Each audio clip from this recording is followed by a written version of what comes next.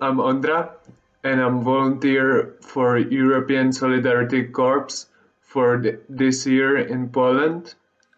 And today I prepared a short Q&A.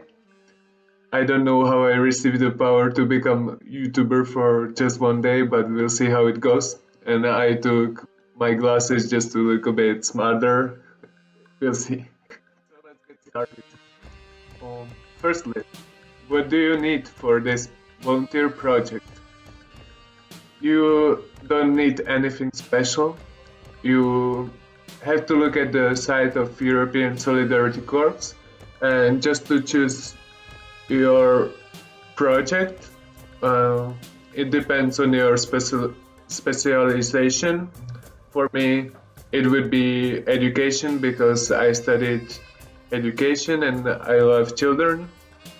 But for you, it can be, for example, work in gallery or something else. And then for going here, you receive money. You receive money also monthly, and also the association have to search for a flat for you, so you don't have to take care about that, and you have basically living insured for 1 year.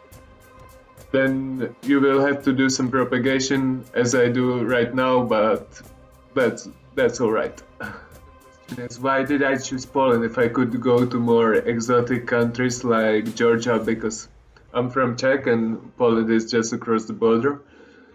It was perfect because during the COVID, it's difficult now to move to countries such as Georgia or those, and I wanted to spend my year usefully, and I thought in the school there would be a place for me, and I can do it like some kind of my practice, and also that the language Polish is similar, and I can learn it here, which I think happened, and I'm happy for that. Third question is, will you have time for exploring and traveling during your traveling? Well, of course, yes. The school and the association is not not your boss. Like they will not hunt you if you don't come one day to school. And also officially, you have 20 days of holidays if you are here for 10 months. And yeah, also when you are sick, you just say to your school you will not come today, and I've managed to make some nice journeys to Białystok, to the mountains a lot, and yeah, it's been nice time for me. Will you meet new people on the project? Yes, of course. Mm, In the association, there are volunteers working with you.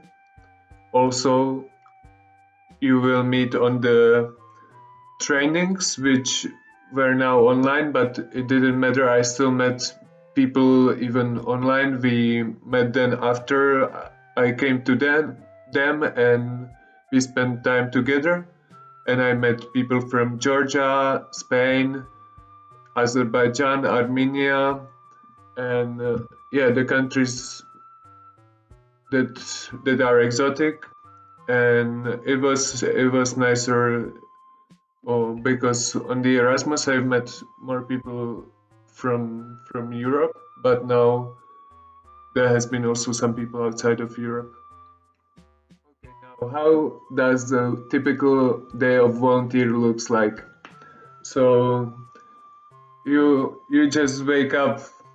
Not you don't even have to put your alarm clock. Just when you wake up, you wake up. You make breakfast, then you go to the school. Then you come back from the school. I usually do some photos after that, and yeah, then I have time for myself. I can study some languages. I can cook. I can read some books or just go on my bike outside or for a walk. And on the weekends, I spend with going to mountains or hiking, yeah, and just making some trips. What do I bring back from my project? There was one specific thing in the school which stood out to me, and it was the celebration of birthday in Montessori school. And uh, the children bring their photos to the school, and for each year they bring one photo, and also their parents write them something to every photo. Why was this special photo for them? And then they have their special day in school, and I really love that. I also like spend time in nature, and this project motivated me to spend more time in nature and just in forests or near to lakes. And yeah, I'm thankful for that. What was my biggest challenge in Poland? I think one of the biggest challenges was when I got sick with COVID, and I still didn't know it was COVID, but I felt super bad, and I was at the flat and I had my room there, but my parents wanted to take me back to Czech Republic, and they they called me.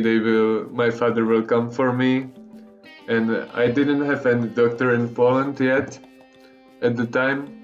So in the end, I decided just to come to Czech, and it was the right decision because then I went to tests and it was positive, and I was in my own room and in Czech, and I didn't bother my roommates in Sosnowiec, and they didn't have to do quarantine because of me. We are almost at the end, and next question is, which languages did I practice in Poland? So there has been three, and the first is English, which I speak normally with almost all the volunteers. Then also a lot of Spanish, because there has been many people from Spain at our flat. And last but not least is Polish, which I think I've made a good work at it, because at the beginning I couldn't even understand what the people were saying, but now I can understand all. Speaking, I also think I can have a normal conversation with people, and yeah, it's nice. And the last question is, what did I learn about myself? So I thought about it, and I think that I learned that I prefer to be alone in a room and just study alone, read a book alone, but I need somebody to have uh, for walks or for eating lunch together, eating dinner together, and just have some friend to speak to during the day. And yeah, if I don't have that, I start to feel lonely, and also that I'm way more happy in the nature. Yeah. So it's been pleasure for me to have this little Q&A, and I hope you liked it. Let's leave a like below if you liked it.